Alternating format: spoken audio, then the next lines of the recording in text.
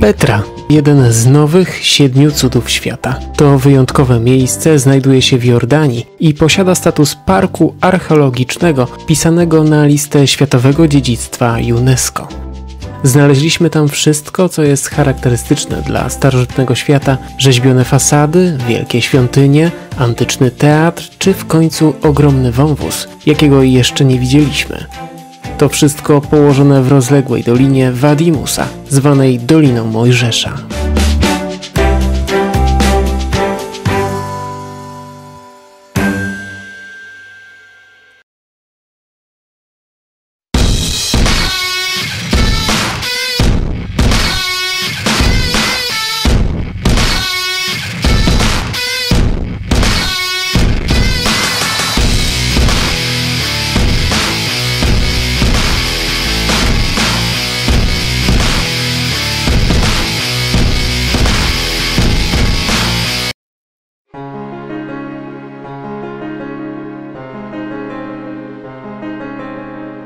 Petra leży w zachodniej części Jordanii. Znajduje się na wyżynnym i półpustynnym terenie w zachodnim obszarze masywu Jabal ash-Shara. Zajmuje ponad 260 000 m². Nabatejczycy zwali Petrę Rakmu, co oznacza wielobarwna. Pierwsze ślady osadnictwa na tym terenie pochodzą z VI wieku przed naszą erą i potwierdzają obecność koczowniczego ludu Nabatejczyków. Największy rozkwit miasta przypada na okres od III wieku przed naszą erą do I wieku naszej ery. Powstałe w tym czasie zabytki inspirowane były głównie sztuką egipską, a następnie rzymską. W IV wieku naszej ery rozpoczął się powolny upadek miasta, który zapoczątkowało wielkie trzęsienie ziemi. Współcześnie Petra jest miejscem otwartym na turystów. Większość zabytków leży przy szlakach, dlatego nie trzeba nadkładać dodatkowej drogi, aby zobaczyć najważniejsze punkty na mapie. O ile na głównym szlaku spotkaliśmy wielu turystów, tak na tych prowadzących w góry już znacznie mniej.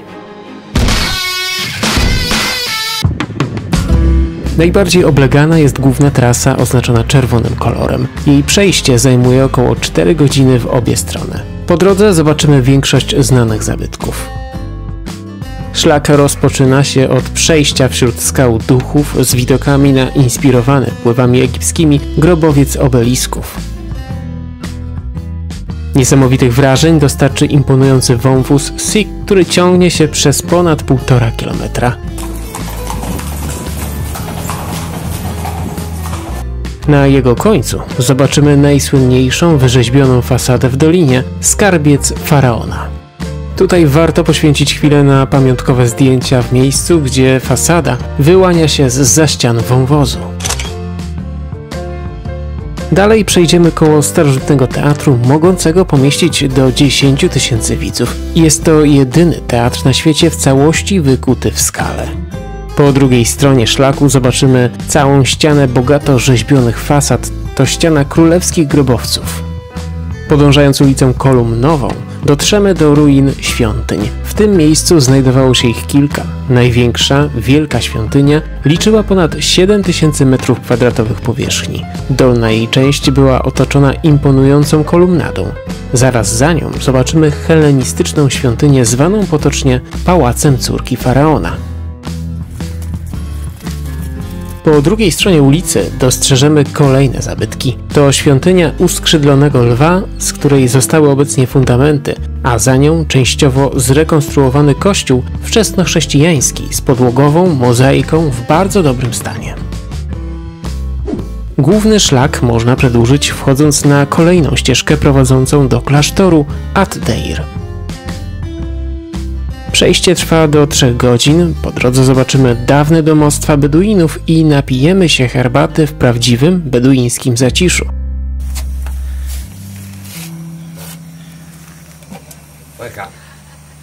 Wkrótce zaczniemy wspinać się pod górę, do położonego na samym końcu klasztoru, ale zanim tam dojdziemy, będziemy mogli obejrzeć niesamowite widoki na Dolinę Wadi Musa.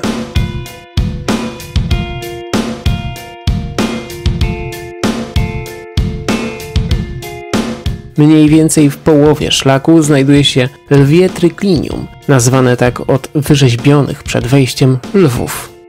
Naszą wspinaczkę wynagrodzi widok ogromnej fasady klasztoru Ad-Deir. Jest to druga najsłynniejsza fasada w dolinie, ale większa i okazalsza niż skarbiec.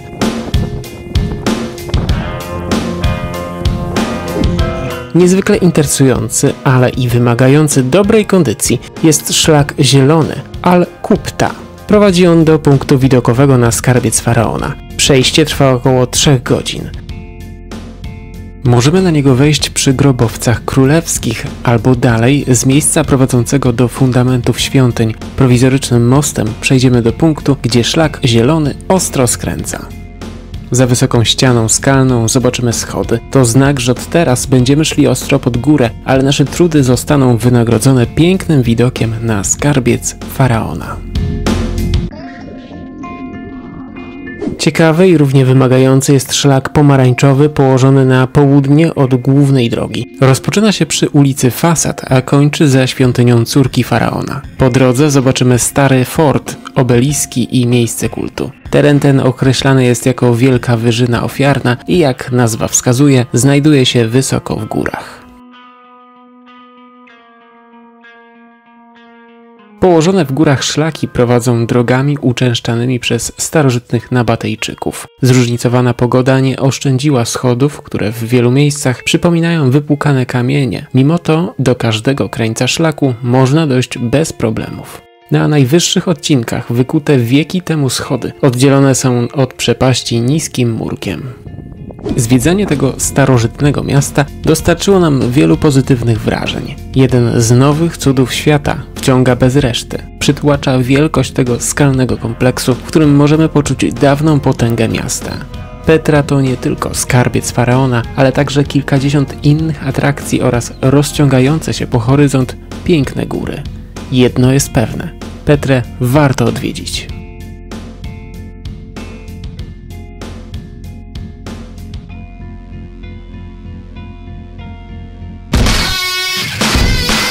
Jeśli waszym głównym celem wycieczki do Jordanii jest zwiedzanie Petry, to najkorzystniej jest zakupić Jordan Pass. To wiza zintegrowana z wejściówkami do ponad 40 atrakcji na terenie Jordanii. W zależności od tego, ile dni chcecie poświęcić na zwiedzanie Petry, możecie kupić ją w kilku wersjach cenowych. Naszym zdaniem, aby zwiedzić wszystkie ważniejsze szlaki, najlepiej wykupić 2-dniowy karnet. Do Petry można dostać się na kilka sposobów, ale zdecydowanie najdogodniejszym jest wynajęcie auta. Przeliczając koszt wynajęcia auta na 2 dni razem z tankowaniem na 4 osoby to około 300 zł. Bezpośredni dojazd do Petry z lotniska trwa około 3 godzin.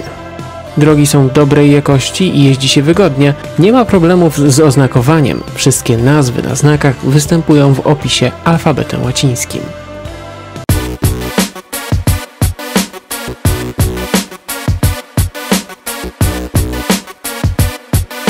W następnym odcinku pokażemy wam, jak wygląda wieczorna uczta w tradycyjnym beduińskim obozie. Spędzimy również noc w nieogrzewanym namiocie na pustyni. Zanim jednak ułożymy się do snu, będziemy przez ponad 5 godzin jeździć po atrakcjach w Wadi Rum. Zapraszamy! Zasubskrybujcie kanał, włączcie dzwonek, aby nie przegapić żadnego nowego filmu. Do zobaczenia!